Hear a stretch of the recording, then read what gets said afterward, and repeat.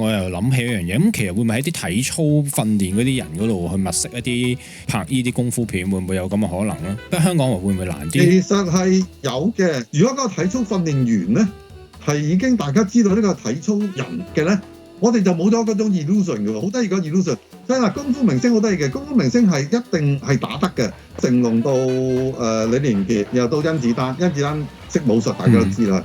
咁然後但係倒轉咧，有啲人咧，佢咧識體操嗰啲咧，可以做咩咧？可以做替身，唔可以做演員，係有分別嘅。如果佢真係體操明星咧，佢又唔得。我舉個例子，大家講就明。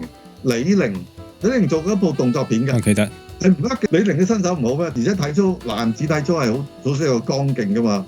咁哇！你一見到李寧，嗰啲體操嚟嘅啫嘛。所以咧，其實我哋係一個幻象嚟嘅，係一個 illusion 嚟嘅啫，係一個形象嚟嘅啫，唔係一種真實嘅。